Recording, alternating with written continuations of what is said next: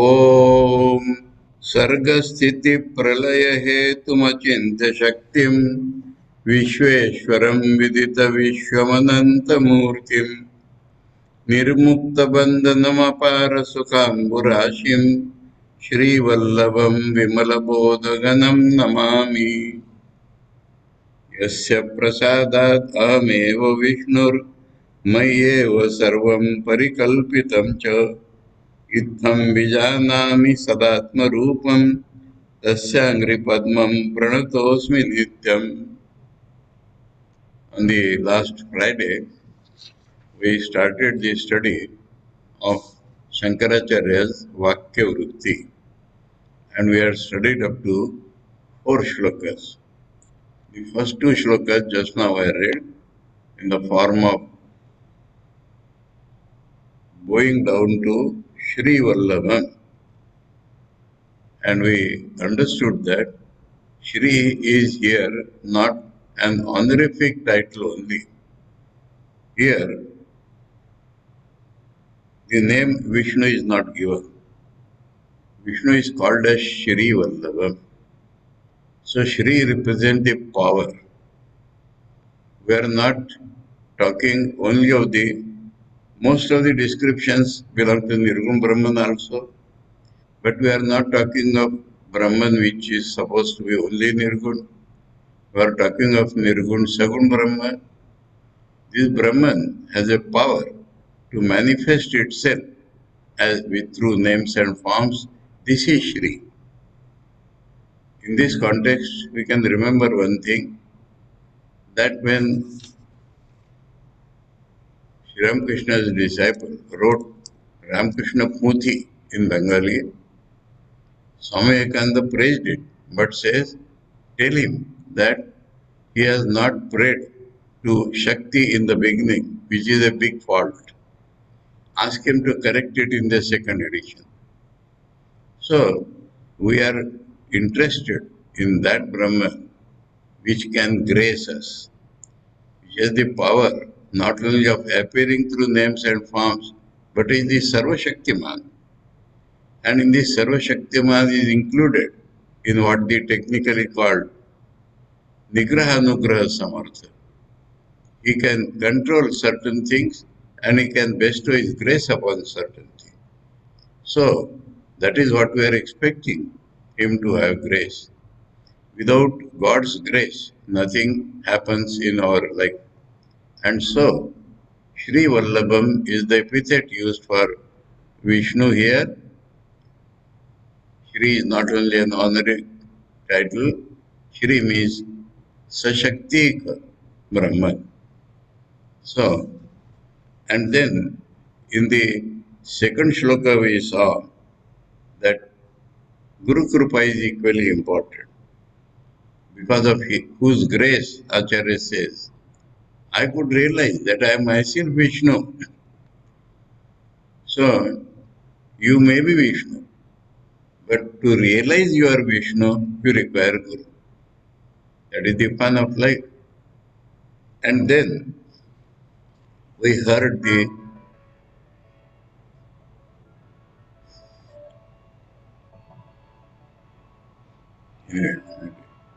how to ignore this. And then the Adhikari is mentioned in the next 2 shlokas, and there also we see a process. Tapatrayarka Santapta. Each one of the living beings is scorched by 3 types of tapas, heats. And the first heat is due to Adhyatmika. That means because of ourselves, what we call as ourselves, because of our body, because of our indriyas, because of our mind, we are being heated by the desires of the indriyas, by the desires of the mind. We are being heated, we are being bound and heated. And then by the outside world, by the nature as we call it, heat and cold, rain and whatnot. and also the living beings outside, the different animals, birds, reptiles, they are also producing heat, scorching heat in our life. And then human beings, they are the worst enemies in a way, so long as not we have not evolved. They are not troubling us deliberately. But when our world clashes with their world, then only the heat is produced. And so everybody is scorched, but the feeling does not grow.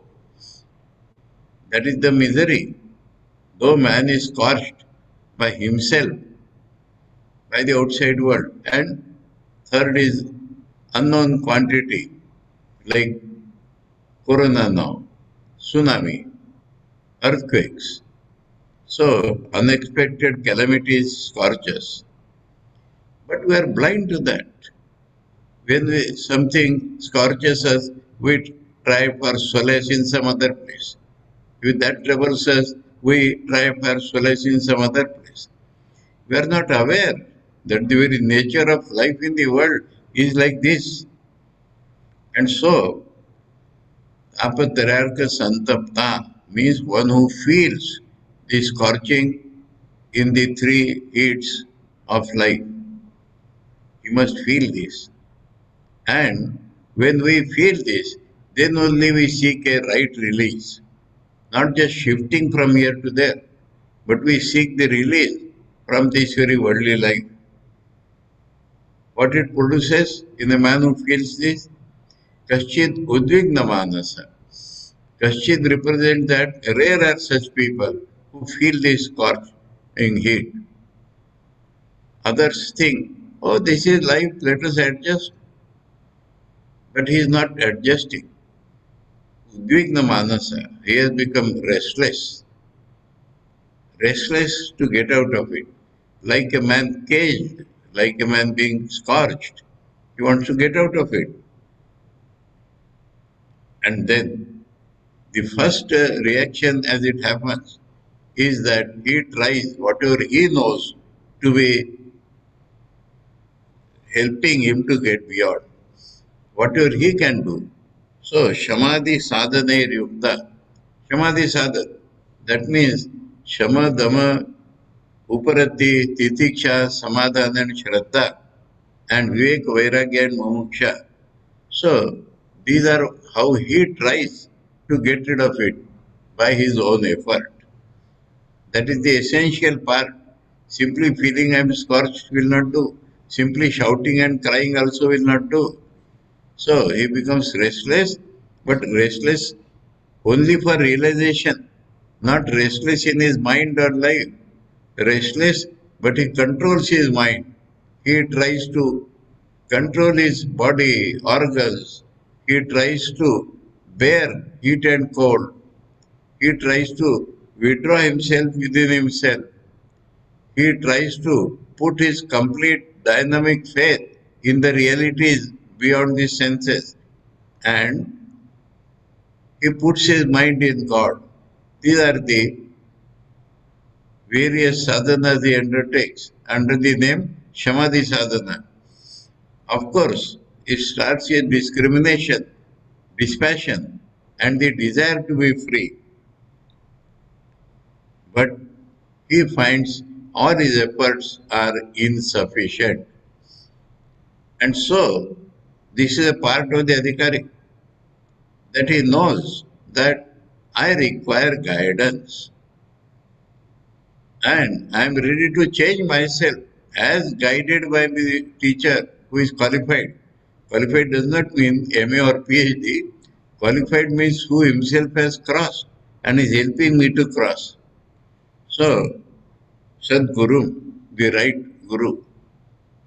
And then another thing inculcated here is that he has to go and ask questions. Otherwise, the gurus will not give knowledge. You have to seek knowledge, then we get it. That is an important part. So this description is not just description. Shankar is telling us here, तापत्रयार्थ संतप्ता कश्चित उद्विग्न मानसा समाधि साधनेर्युक्ता सद्गुरुम परिपृच्छति. Pari means from all sides he is asking him. What is asking him? Not roundabout ways. Anayasena yenasmat muchayam bhava vandanat. Now we are told that he is feeling the scorching heat. Another thing he is feeling is that this worldly life is a bondage. I am being bound. I am held tight in a place. I am not allowed to move freely. Not physical or mental or organic bondage. The whole life is a bondage. I want to be free, not free of the senses, not freedom of the senses, but freedom from the senses he is seeking. And so he asked the Guru, how? Anayasena. He is ready to do effort, but he does not want to fritter away his energy. He does not want to waste his energy. So he says, how? Without much effort, directly. The meaning is directly. Yena, by that means, Asmat Bhavabandhanat Muchayam. From these bondages of the world, I will become free. So he is seeking real freedom. The worldly life itself is a bondage for him. Tanme Sankshipya Bhagavan, our revered sir, in an abridged way. Abridged way is not like the sutras. Abridged way means in principle. Sankshipya means in principle. Vada, please speak out. Kevalam Kripaya. He does not claim to have special qualifications. And he can't have any demand on the Guru. He knows that what Guru gives is grace only. Only grace, only kindness. So, only by your kindness, please tell me how, without much effort, I can come out of this bondage. I can get rid of this bondage. These are the first four shlokas we read. Now, it is up to the Guru.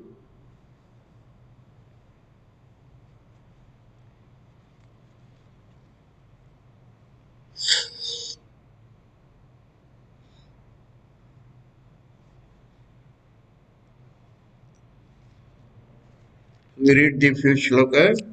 Guru Ruvacha Sadvi te vachana vyakti pratibhati vadami te idam taditi vispashtam savadana mana shruno.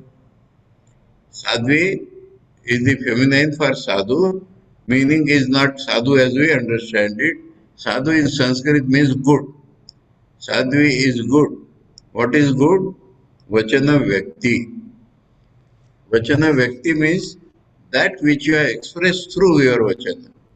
Guru has understood his mind. So he does not say your words are good. Vachana Vyakti, that which you have manifested, expressed through this question of yours. So Guru is able to see the mind which is asking this question. Pratibhati. To me it appears that that thing which you have expressed through your words is good. Vadamite, I am ready to speak to you. You have said out of kindness, I am ready to speak to you. I shall speak to you. Idam taditi vispashtam. You asked in short, I will tell you as clearly as it is this. As clear as it is this. Idam taditi. In this way, I shall speak to you. Don't worry, I will not beat about the bush. I will tell you what exactly you want. But there is a condition. Savadhana manashrunu. Sometimes what happens, we ask question, but when the speaker is telling something, our attention is somewhere else. So you must be at peace. You must be attentive to what I am talking. Savadhana mana. Make your mind attentive and listen. Shrunu, listen. I will tell you. It is this. And then he tells straight in one sentence, straight. Tattvamasyaadi vakyottham yajjiva paramatmano tadatma vishayam jnanam tadidam mukti sadhanam. You want to be free and you want a means to be free, mukti sadhana. I am not granting you freedom. I am giving you the means by which you will get freedom. And that means is not coined by me, coined by the scriptures, coined by the ancient rishis, eternal truth.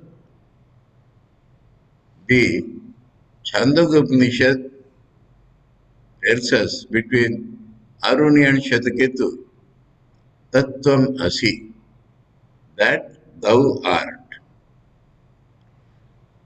Now, that thou art sentence, Adi, similar sentences are there. Like this, there are other sentences, and from those sentences, Uttham will rise in you. What will rise in you? Jiva Paramatmano Tadatma Vishayam Jnanam. Rise will, in the, you rise, it will rise, knowledge will rise. Your consciousness will change. That is called knowledge will rise. And that knowledge will tell you are feeling yourself as a jiva. We are feeling ourselves as conscious beings. We are feeling ourselves as conscious, limited beings. We are feeling ourselves as conscious, limited beings living in this world full of objects. We are feeling ourselves as subjects living in the world which are objects. This is called jiva. And we also feel there is absolute reality called Paramatma. The word Paramatman used here is not in contrast with Jivatman. Real, my own real nature. Now the Jiva is not my fully real nature. I feel sometimes my body is my what I am, my indriyas are what I am, my mind is what I am, this I, Jiva, is what I am. But in the reality, what is I am real? That is called Paramatmani. Paramatmani means all these things are felt as Atman, but that is not true. In ultimate analysis, what we are, that is called Paramatman. Now the Jiva is a feeling, and we will find that this feeling has come from our real nature. So, Jiva and Paramatman Tadatmya. Tadatmya means Jiva is nothing but Paramatman. Paramatman is nothing but Jiva. That is called Tadatmya. Identical relation is called Tadatmya. So, Vishayam, about that, Jnanam, knowledge. So, Tattvamasi, etc. Vakyas will rouse in you the knowledge that what you feel as Jiva, and what you feel as Paramatman, actually they are not different, they are identically same. This knowledge will rise in you, and that will be the sadhan by which you will become free. That is the full translation of the shloka. Tad idam, that is this mukti sadhanam, means of getting liberated, means of getting your freedom. So he has said, please tell me in short. He said, directly I am telling you. In one sentence, he has told everything. Now, we cannot understand that sentence, so we will ask further questions and he will reply. In that way, this Vakya Vritti will go on. I told you in the first day that Vakya Vritti means two things. Vritti means the meaning which should arise in our mind. That way, in the shloka, he has said that.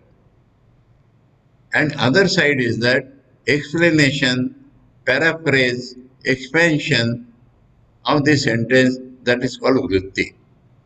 So Vakya Vritti, Shankar has composed, means that he has explained, elaborated paraphrase the sentence by which a similar wave will rise in our mind. That is the full meaning and implication of the word Vakyavrutti. So, in one sentence, first he has told. Now, several words have come in this sentence, which may be new to a sadhak, or we have heard words and they become so much hackneyed that we lose the real meaning of them. So, the deeper meaning is necessary. So, in the seventh shloka, Shishya Uvacha, having been, he wanted in short, Guru has told in one sentence, and so now he is seeking further explanation. को जीवः कः परश्चात्मा तादात्म्यं वा कथं तयो तत्त्वमस्यादि वाक्यं वा कथं तत् प्रतिपादयेत्. Who is Jiva? Who is the Paramatman? How is their identity? And how this sentence, Tattvamasya, Tattvamasya and other sentences, how it will tell me the identity, Tat Pratipadayat. So, he has asked the implications or meanings of all the words used here. Jiva, Paramatma, Tadatma, Tattvamasya Vakya. These four things Guru had said and asked him to Savadhanat Manashunu. So he has heard it. And then it has first of all roused these questions in him. Let me first understand Jiva. Very few people understand the Jiva. Some vague feelings are in us. We feel we are the body, indriyas, and so many things. We do not even know we are Jiva. We do not know what is the meaning of the word Jiva. And so, what is the ultimate reality? I might have heard, I might have some vague conceptions, but I must know from the Guru the exact meaning of the word Paramatma. And then the main part is that how is this identity? It appears there are two things. Jiva is an individualized being. Paramatma is a universal being. How there can be identity? So, further explanation is necessary to tell about the identity. And then, how this Tattvamasi and similar sentences will rouse, how? That means how I should take the meaning of Tattvamasi. There are two types of meaning. In this book and many places, they are translated as direct meaning and indirect meaning. That is not a very good translation. Literal meaning and indicated meaning. Vachya and Lakshya. Literal meaning, that means you take the words as such. Directly, okay, literally they mean this, but something else is meant. The Guru has indicated some meaning to me, and I have to reach that meaning. We have to reach the meaning in our consciousness, not in the dictionary. So, that is called the indicated meaning, implied meaning. The words used as some places indirect meaning. Indirect in the sense, today it is not revealed to me directly, so I call it indirect. But the correct translation would be literal and indicated. So, how this Tattvamasi and other sentences, what they will indicate, what I have to follow to get their right meaning, how they will tell me about the Tadatmya, that is the question. That Pratipadayat. How they will tell me about the identity, in what way I shall get at the right meaning, which is identity, through what process I have to undergo in my not only understanding but in my experience. So now Guru is ready. That is the method. Short and detailed, that is the usual method. Tell something in principle Let questions come, let you analyze, let you answer, and you get the full knowledge. So Guru Ruvacha in the 8th shloka, Atra Bruma Samadhanam Konyo Jivastvameva hi Yastam Pruchasi Mam Koham Brahmaivasina Samshaya. You are asking what is Jiva? Who is Jiva? You are Jiva. Important point. What we feel ourselves, what we experience, not only feel, what we experience or feel about ourselves, that is called Jiva. Don't define Jiva in an objective way. If we define Jiva in an objective way, it will not concern us. Many people, they can write on the board or explain this is Jiva, this is Paramatman, they are identical. I remember some friend of mine used to write on the board, Atman is equal to Brahman. They are not two objects to be written on the board. So beautiful answer is given. Who is Jiva? You are Jiva. So you have to first analyze and find out what you are. And when you analyze, what will happen? Brahmaivasina samshaya. There is no doubt that you are the all-pervading reality. So today's feeling is called Jiva. When you analyze and realize, then you will find that you are the transcendent, immanent, one without a second, all-pervading reality. That is what you will find yourself. So, I don't have doubt. The Guru says, Atra Bruma Samadhanam. I am now telling you the reply to your questions. 4 questions yada. I am now telling you the reply to those 4 questions. First, let us take up. You asked me, who is Jiva? Ko anyo Jiva? Where we will find the Jiva? Don't find the Jiva objectively or in a dictionary. Ko anyo Jiva? Tvameva hi. You are yourself the Jiva. Your feeling about yourself is called the Jiva. Your awareness or consciousness about yourself is called the Jiva. Yes, tam pruchasi mam koham. You are asking me, who am I? That you are Jiva. So your own feeling or experience about ourselves has to be analyzed properly. And then you will understand Jiva is not something objective. This is not a philosophical treatise. We are not interested in philosophy. We are interested in experience. And so they see the reply. What is Jiva? Jiva is equal to one who thinks like this, he is like this, like that, this plus this plus this. That cannot define Jiva. What is Jiva? You. Who can other be Jiva? You are Jiva. What is you? You know, you are asking me. So many people say, what is I and you are asking me, na? You are aware of yourself. You are asking me. So you are Jiva. Yastam Prachasimam Koham. You are asking, who am I? You are asking me, who is Jiva? That means you are asking me, who am I? That you are Jiva. But if you find further analysis, if you change your consciousness, if you find the reality which I see, I have no doubt about it, Brahmaivasi. In your real nature, you will find that you are Brahman. What is the meaning of the word Brahman? Very important thing. I have seen many Vedanta conferences and they will say Brahma Satyam Jagat Mithya without trying to understand the meaning of Brahman.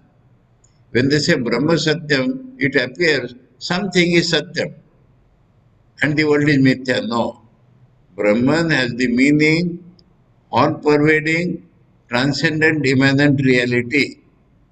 In other words, the cause of the Utpatti Sthiti Pralaya, which was in the first shloka. So both the Nirguna and Saguna aspects are meant in the word Brahman. Brahman is all-pervading reality, first of all. Brahman is that which grows and makes other things grow. That means, what is the growing? Is all-pervading reality, is throughout the world, but the real nature of Brahman is beyond this world. And then from that the world has come. In that the world stays. In that the world goes back. All these are the meaning of the word Brahman. And so, in the reality, you are that Brahman. I don't have any doubt about it. Today you are feeling whatever you are feeling today, that is called Jiva.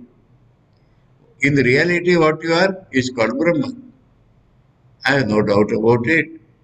So, the reply to the first question out of the four is like this.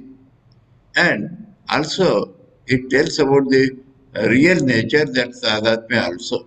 Tadatmya does not mean two things becoming one. Tadatmya means two names are there, but in analysis, the same thing is being told about. So, you are in reality are Brahman, appearance is Jiva. Now, another question was Tattvamasi. How Tattvamasi will explain this? That question itself now Shishya elaborates. Shishya uvacha पदार्थमेव जान पदार्थमेव जानामि नाद्यापि भगवन् स्फुटम् अहं ब्रह्मेति वाक्यार्थं प्रतिपद्ये कथं वद. Guru has told him, you are Brahman. So what he will feel? I am Brahman. Tattvamasi, that thou art, is the Upadesha Vakya. The Guru is teaching. How it is received? I am Brahman. So he says that I do not clearly know. Adyapi Sfutam, clearly.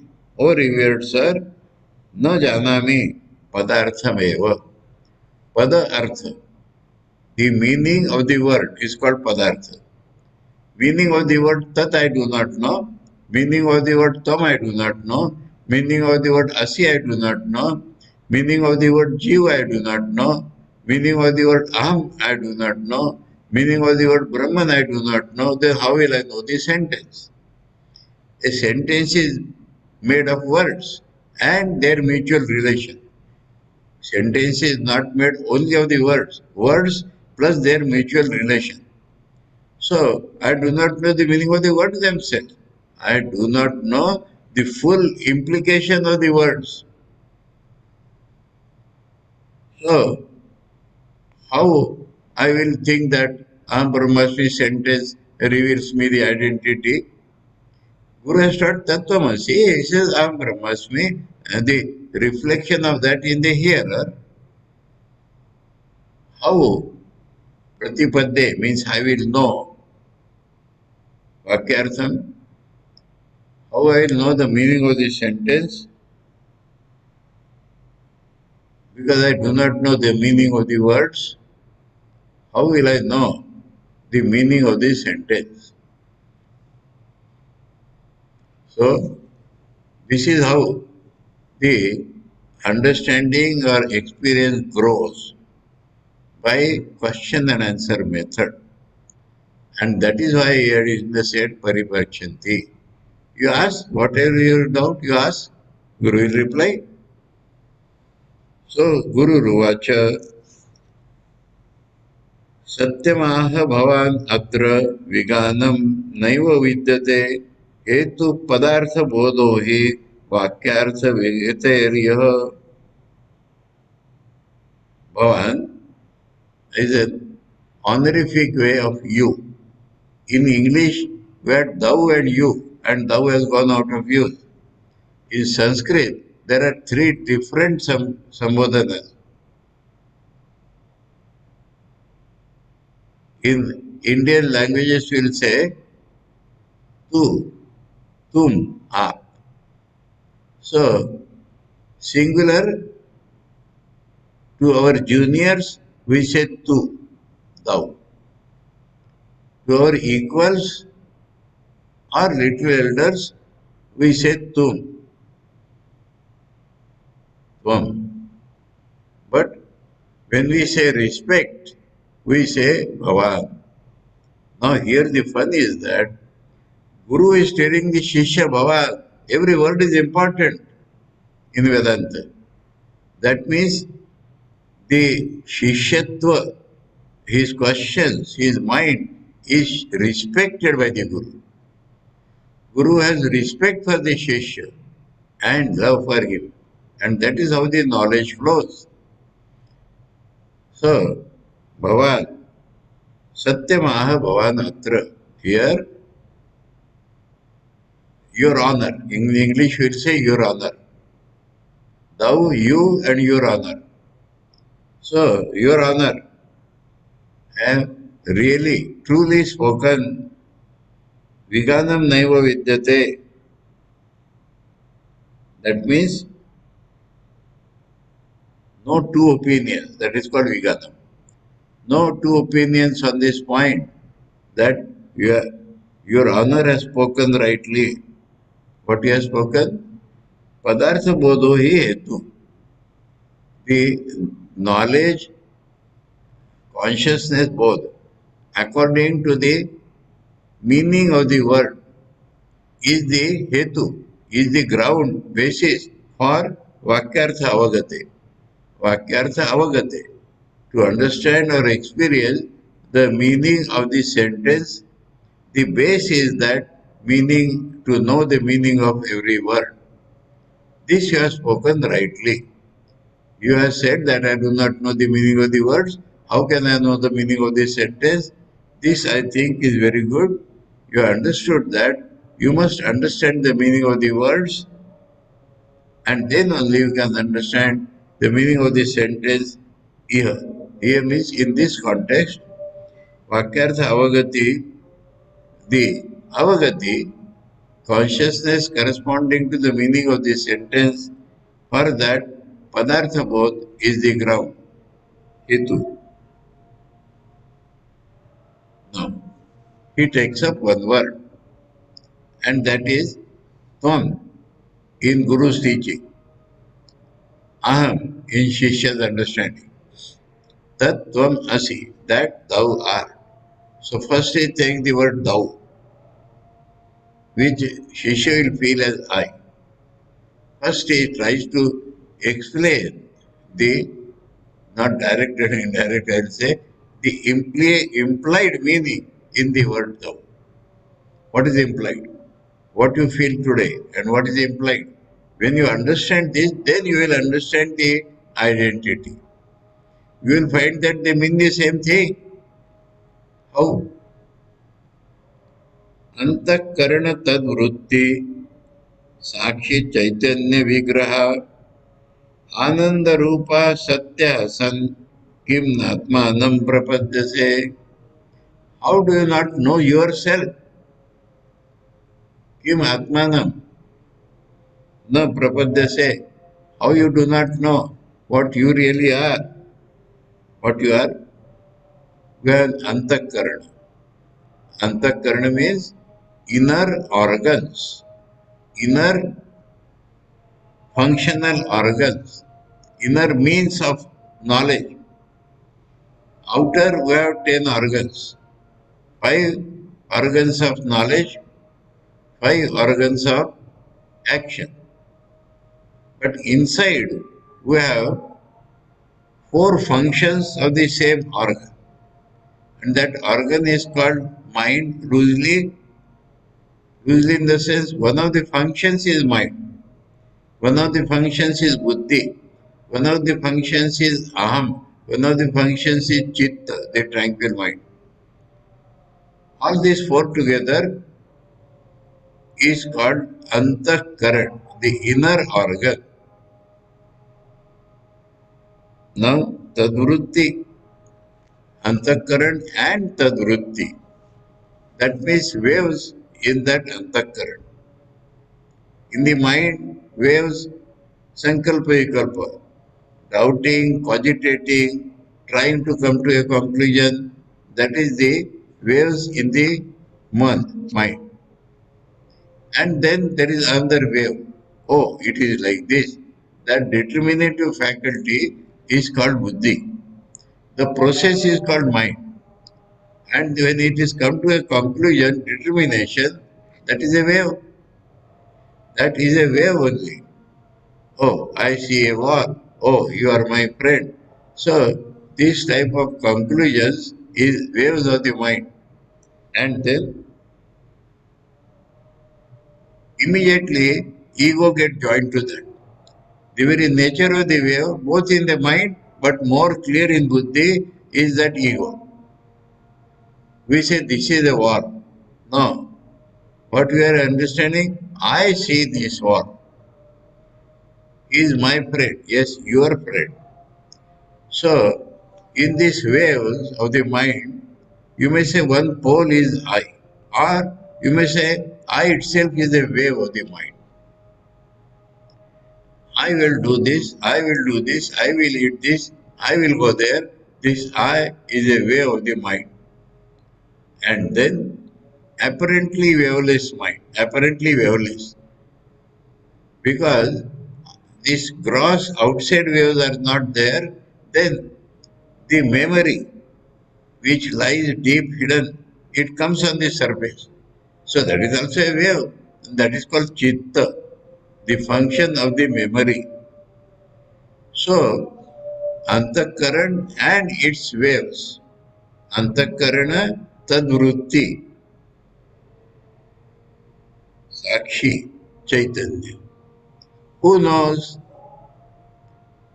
You have to understand like this. I see wall. You know that you see the wall. If I close my eyes, I do not see the wall, but I know that I do not see the wall. I shall walk. You know you are walking. You are not walking. You know you are not walking. Determination. I am this. You know you are that. He is my friend. You know he is your friend. So, an awareness which is, which knows the functions of the mind. I remember in my chitta, so and so, you know that you are remembering. I want this, I am that ego. You know your ego is rising. So, who are you? Witness, Sakshi. Sakshi meaning is that something is not changing. You are being aware of everything, you are not changing. Your different waves are changing, but you are not changing. If you are changing, how the memory itself can come? So, Antakarana Tadvrutti Sakshi Chaitanya. Chaitanya, it is consciousness all through. A consciousness which knows without change in itself whatever waves are arising in the Antakarana and the Antakarana itself. You are aware of your mind, you are aware of your ego. You have to be aware. Then you only will get the real meaning. You should not identify quickly jumping mind and all that. So, he is not talking about body at all. When you are aware of your antakaran and its waves without change in yourself, that is called Sakshi. What is that? Chaitanya, consciousness, Vigraha. Vigraha means your form, you. You is an embodiment. Vigraha means embodiment. Embodiment of the consciousness which witnesses, which sees the antakaran and its waves is what you are. And if we can reach this analysis, we'll find that nothing but joy or bliss is my Rupa. Brahman is described as Satchit and Ananda. The very nature of existence is consciousness. Consciousness is bliss. So you are bliss, Ananda, Ananda Rupa, Satya, reality. First, consciousness is described because that is the important thing in Jnana Yoga. And then behind that, bliss and existence, both are told. Sun means being this, being existence, bliss, and consciousness which is aware of the inner organ and all its waves, that is what you are. Kim Atmanam Prapadyase. How do you say that you do not know yourself? You asked me the meaning of Jiva. I told you, you are that Jiva. Then he said that I do not know myself. How do you not know yourself? Think quietly, think calmly. Savadhana Manashruno. You will understand that your antakarana and its waves, the witnessing consciousness, the embodiment of that witnessing consciousness, which is bliss by nature and existence, being that, son, being that, how do you say that you do not know yourself? So he has started explaining first the meaning of the word Tvam, which for Shishya is Aham.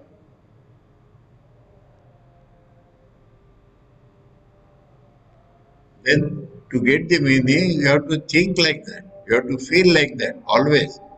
Otherwise, you jump out and say, I am the body, I am the Indriya, I am the mind, I am the functions of the mind.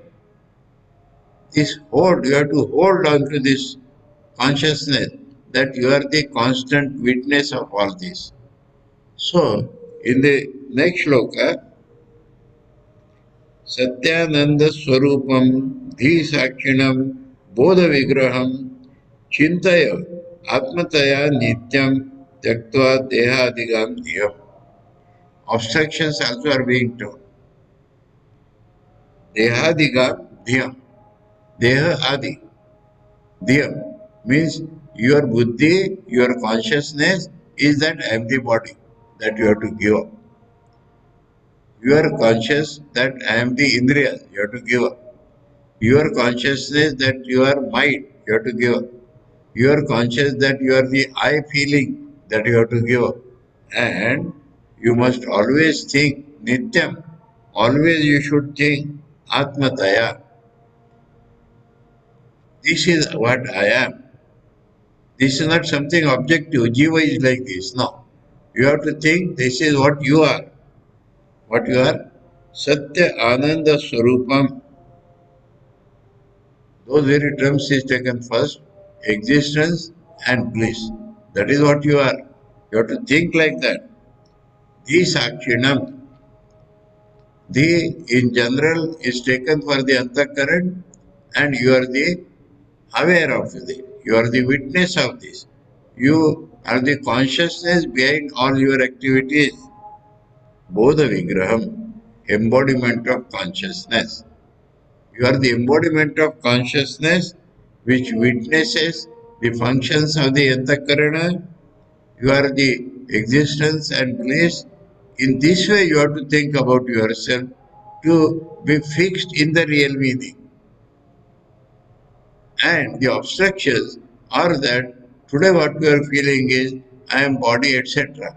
I am body, I am the indriyas, I am the mind, I am the eye consciousness. This you have to give up. That is not what you are.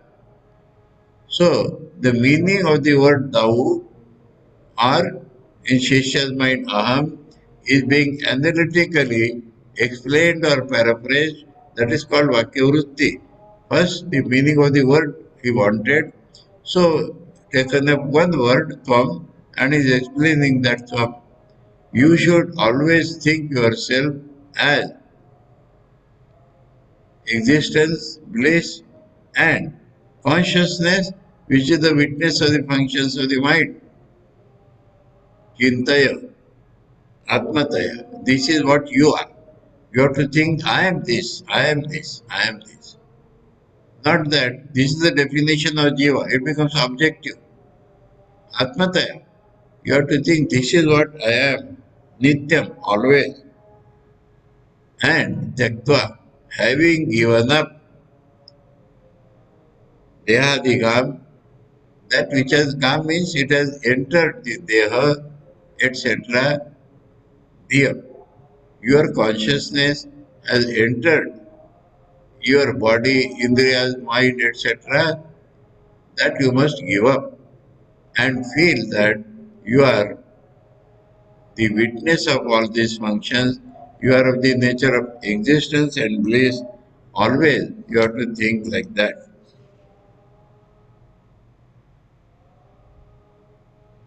Now, he has said you give up this. He will help him to give up this. So this all these meanings and all that is sadhana, not only an intellectual awareness. So he now further explains,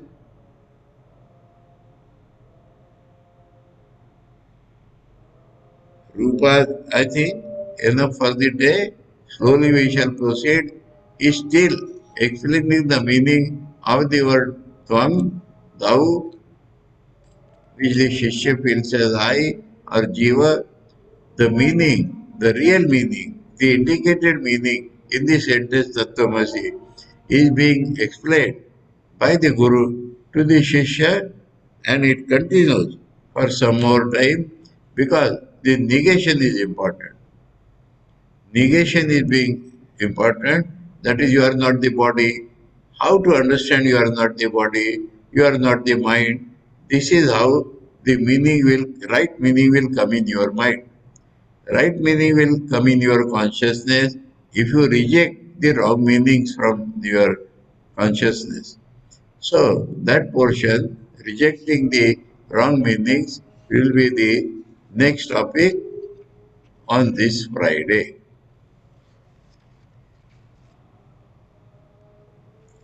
Om सर्गस्थितिप्रलयहेतुमचिन्त्य विश्वेश्वरं विदितविश्वमनन्तमूर्तिं निर्मुक्तबन्धनमपारसुखाम्बुराशिं श्रीवल्लभं विमलबोधघनं Namami